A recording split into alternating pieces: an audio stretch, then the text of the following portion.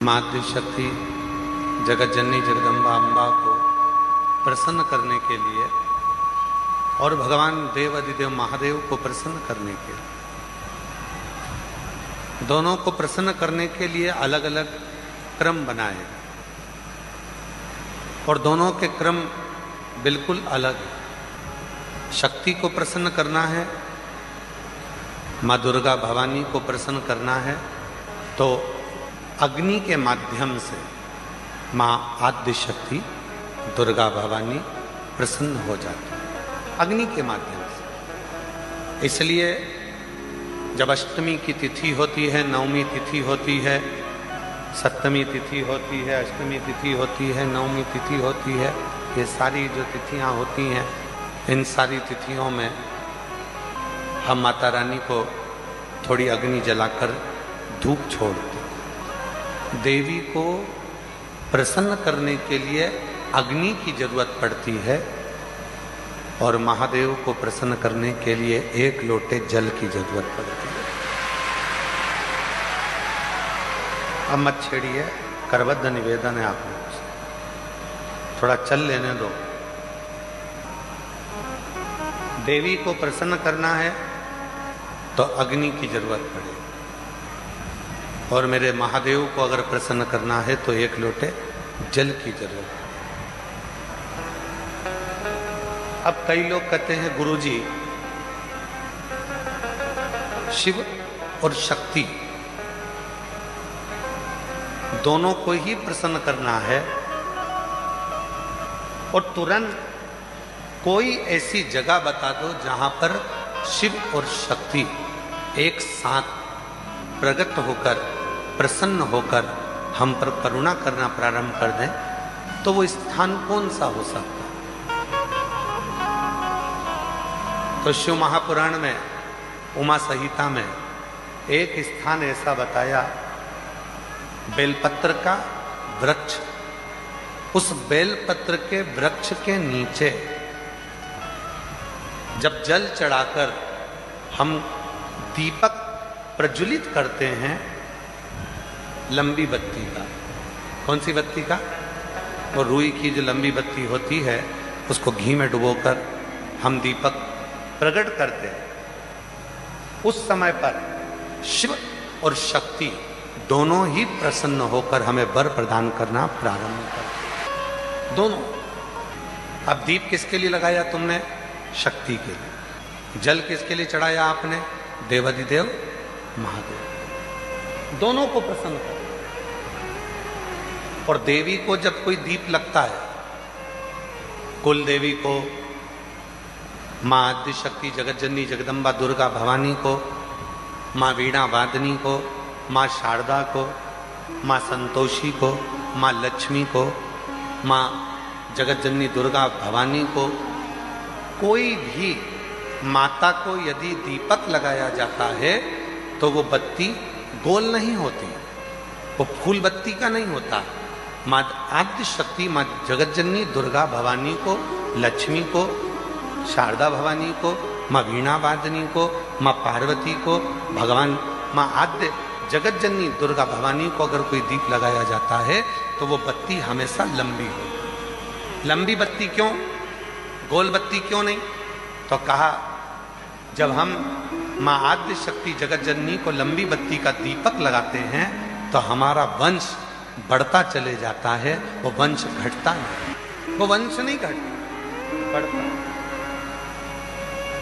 इसलिए शिव और शक्ति, देवी को अगर प्रसन्न करना है तो अग्नि से होगा और अगर महादेव को प्रसन्न करना है तो जल से होगा। तो कोई ऐसा स्थान जहां पर ये दोनों हम क्रम करें और हमारे ऊपर शिव और शक्ति की करुणा बरसे, तो कहा वो है बेलपत्री का वृक्ष।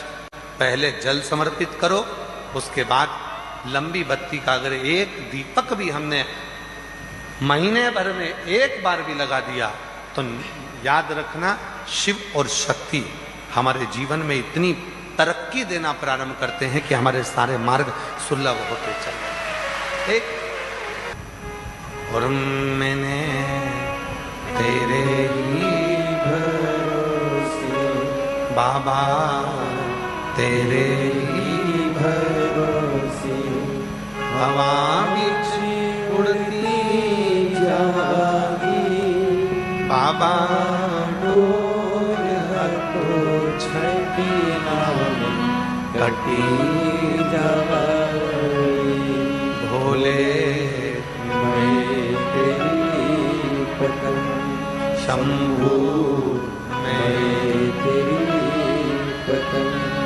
हवा विच उड़ती जागी बाबा डोर हटो छठी नाम कटी जागी। शिव कथा कर रही। अनलासुर एक ऐसा असुर था जिसने शिव और शक्ति दोनों से ही वर प्राप्त करे। दोनों से वर मिल रहे, शिव से भी वर प्राप्त हो रहे हैं और शक्ति से भी वर प्राप्त हो रहे हैं। जब दोनों से ही वर प्राप्त हो गए, फिर अनलासुर ने विचार कर लिया कि अब तो मैं प्रबल हो गया, और उस प्रबलता में वो गलत कार्य करने लगा, श्रेष्ठ कार्य से वंचित हो गया। और शिव कथा क्या कहती है? पद मिले, प्रतिष्ठा मिले, धन मिले, वैभव मिले, सत्ता मिले, कुर्सी मिले, तो प्रयास करना उसका सदुपयोग करना, दुरुपयोग नहीं। सदुपयोग कर, मां का स्मरण शिव के सामने करे और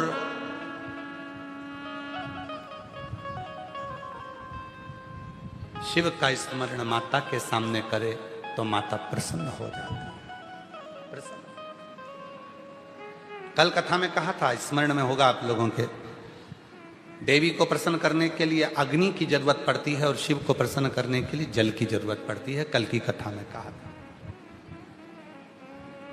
जितने देवी के उपासक हैं या अष्टमी नवमी पूजने वाले हैं, वो कंडा जलाकर, गोबरी जलाकर, गाय का गोबर सूख जाता है उसको जलाकर उसमें धूप छोड़ते हैं। मालपुआ या पूड़ी या खोट या सब्जी जो भी बनता है उसको छोड़ते हैं। अष्टमी नवमी पर पूजन करते हैं, धूप देते हैं, अग्नि में छोड़ते हैं। क्यों छोड़ते हैं?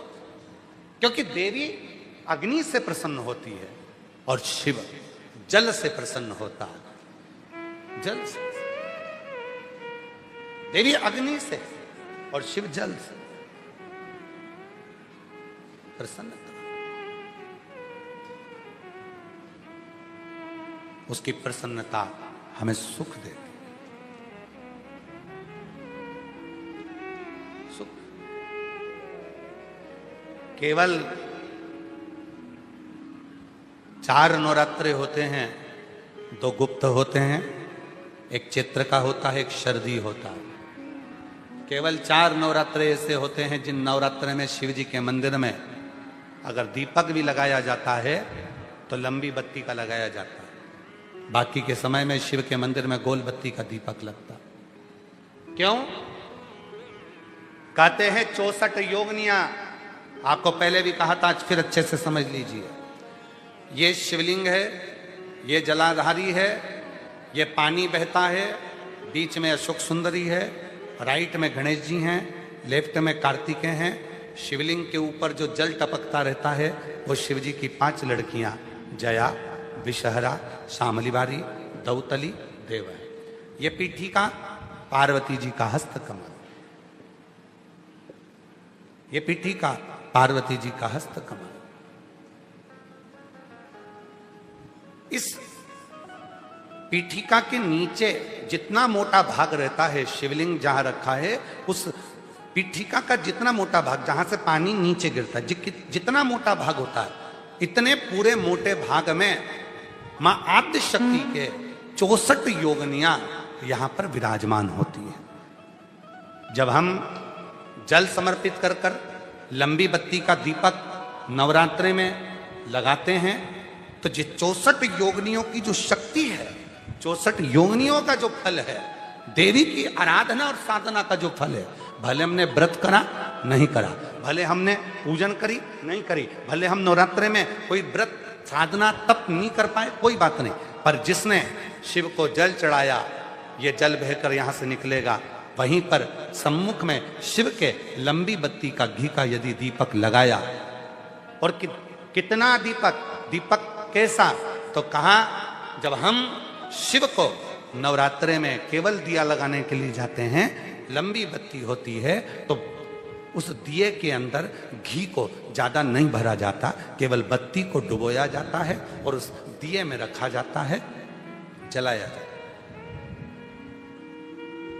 शिव और वो 64 योगिनियां जो यहां विराज रही हैं, यहां शिवलिंग, मां आदिशक्ति दुर्गा भवानी, गणेश जी, कार्तिकेय, अशोक सुंदरी, शिव जी की 5 लड़कियां और ये 64 योगिनियां। और 64 योगिनियों के बाद में ये जल बहकर जाता है जितनी दूर तक, यहाँ 33 कोटि देवताओं का स्थान होता है। इसलिए हम जब लंबी बत्ती का दीपक लगाते हैं जल चढ़ाकर नवरात्रे में, तो शिव की आद्य शक्तियां हमको सुख प्रदान करना प्रारंभ कर देती हैं और हमारे भंडार में कोई कमी नहीं होने, वो भंडार की कमी को दूर।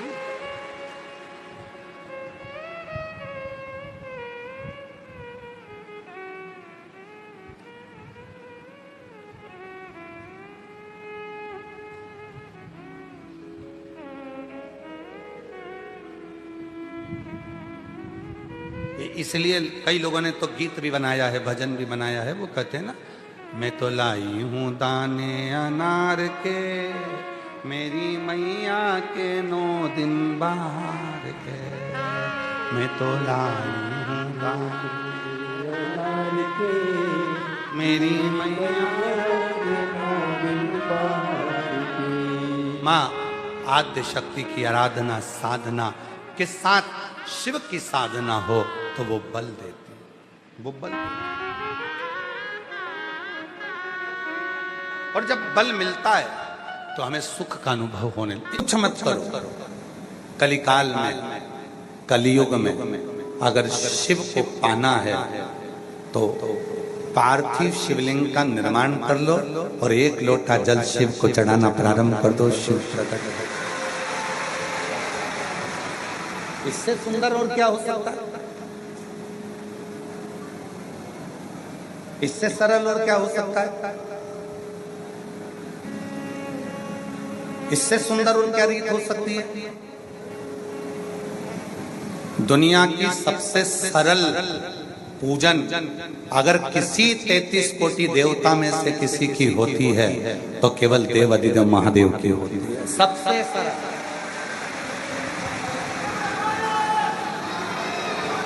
उससे सरल कुछ नहीं है। अगर भगवान लड्डू गोपाल जी आपके यहाँ विराजमान है, भगवान राम जी आपके यहाँ विराजमान है, भगवान कृष्ण आपके यहाँ विराजमान है, माँ जगत जननी दुर्गा भवानी आपके यहाँ विराजमान है, दत्त भगवान आपके यहाँ विराजमान है, 33 कोटि देवता आपके यहाँ विराजमान है, तो उनको वस्त्र भी पहनाना पड़ेगा, उनको रोज भोजन भी कराना पड़ेगा, उनको रोज मिश्री का भोग भी लगाना पड़ेगा, उनको रोज प्रतिदिन श्रृंगार भी करना पड़ेगा, उनको रोज फूल माला से श्रृंगारित भी करना पड़ेगा। पर केवल एक 33 कोटि देवता में देव अधिदेव ऐसे हैं जिनको घर में लाकर आपने शिवलिंग के रूप में विराजमान कर दिया। अगर 2-4 महीने में भी अगर आपने एक बार जल चढ़ा दिया तो भी शंकर भगवान करुणा की बरसात करते ही रहे। बेटा भूल सकता है बाप को, बच्चे भूल सकते हैं अपनी माँ को, बच्चे भूल सकते हैं अपने पिता को, पर पिता और माँ अपनी औलाद को कभी नहीं भूलते, चाहे बेटा और बेटी कैसे। वो पिता है, जगत का बाप है, वो भूलता नहीं, करुणा करता है, कृपा करता है और कृपा की बरसात करता है। कृपा की न होती जो आज तुम्हारी तो सोनी ही रहती अदल तुम्हारी। गरीबों के दिल में जो जगह तुम न पाते तो किस दिल में होगी इबादत तुम्हारी। कृपा की न होगी जो आदत तुम्हारी तो सोनी ही रहे आधार अगर वो कृपा नहीं करता तो ये कथा तो ऑनलाइन चल रही है। ऑनलाइन का मतलब होता है टीवी के सामने बैठकर सुनो, फेसबुक यूट्यूब पर सुनो, मोबाइल पर सुनो, घर पर सुनो। अगर वो कृपा ना करता तो तुम ऑनलाइन में भी ऑफलाइन आते क्या? आए हो,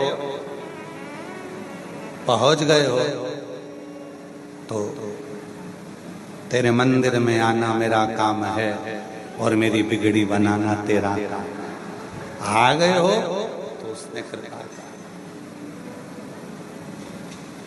वो देता नहीं तो तुम आते नहीं, और आज फिर आए हो, फिर देगा और फिर आओ।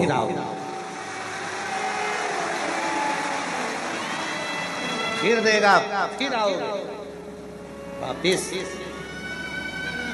और मिलेंगे आप लोगों से गुरु पूर्णिमा की 24 से 29 जुलाई की जो कथा है, 15-20 दिन बाद फिर वही कथा जब आप सुनने आओगे, बात करेंगे आपसे कि सुनकर गए थे ऑनलाइन कथा, ऑफलाइन आकर क्या दिया उसने। आप खुद लिख कर भेजोगे कि मेरे बाबा ने मुझे दे दिया जो चाहिए।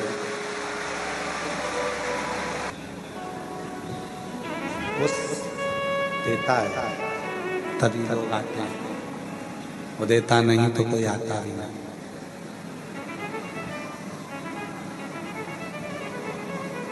बस पार्वती जी को तुमरुका जी ने जो कहा, पार्वती जी को तुमरुका जी ने जो समझाया, पार्वती जी को तो तुमरुका जी ने कहा कि आपने तप कर लिया, साधना कर ली, उपासना कर कर देख लिया, सब कुछ कर कर देख लिया, अब शिवलिंग बनाकर देखिए, पार्थिव शिवलिंग का पूजन कर देखिए।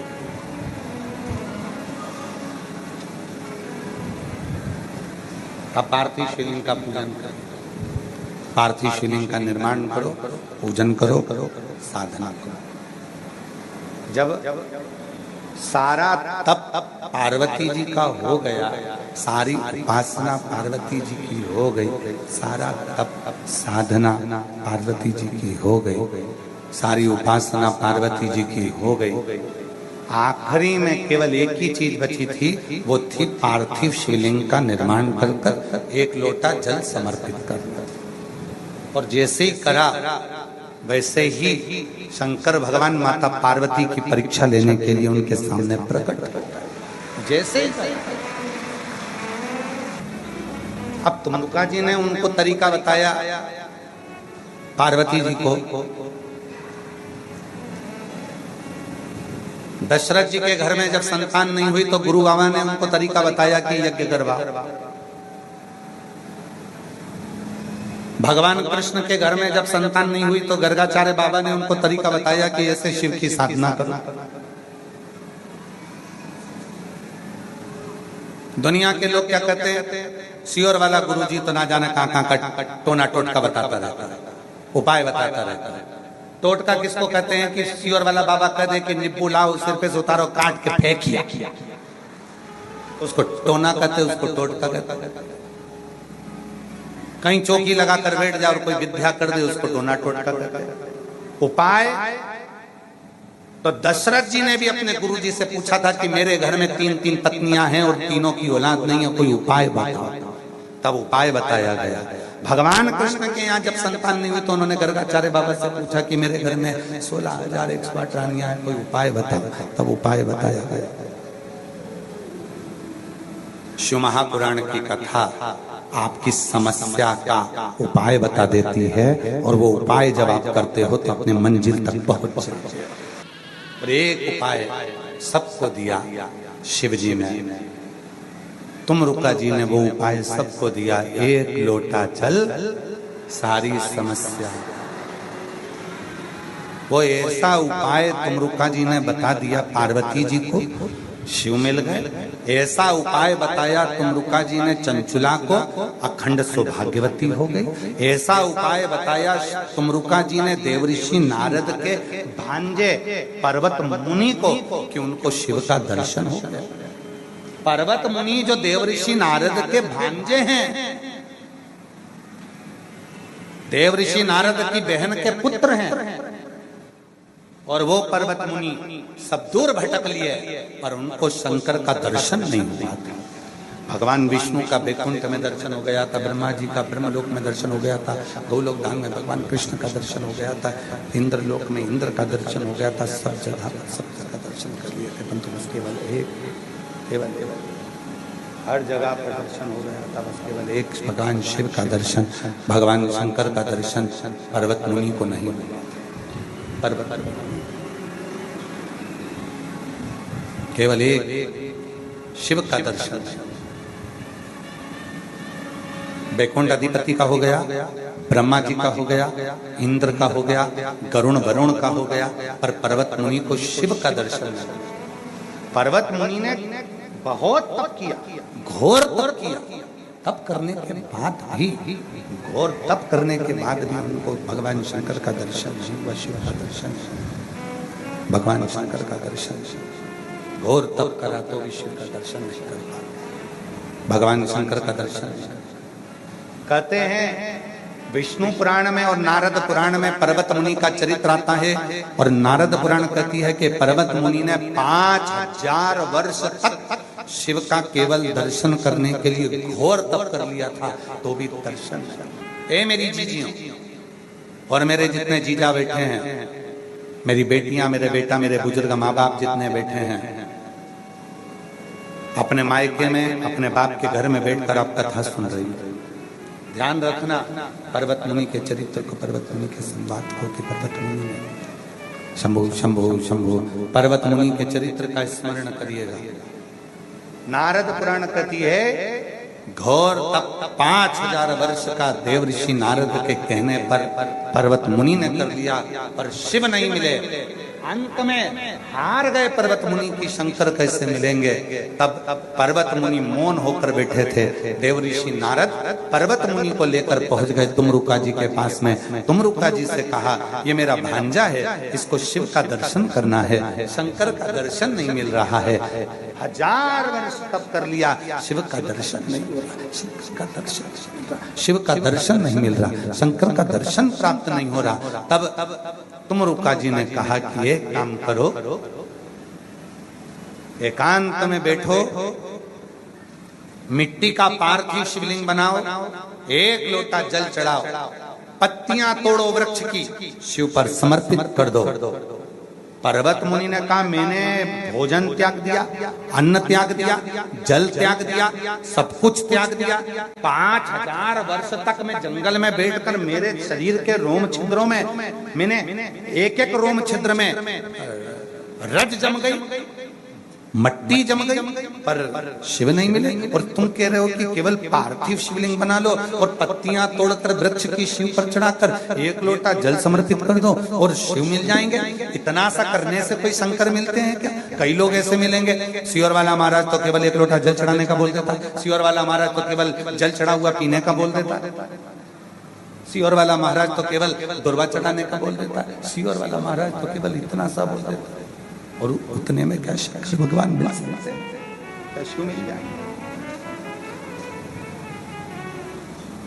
क्या इतने में शंकर की प्राप्ति हो सकती? क्यों नहीं?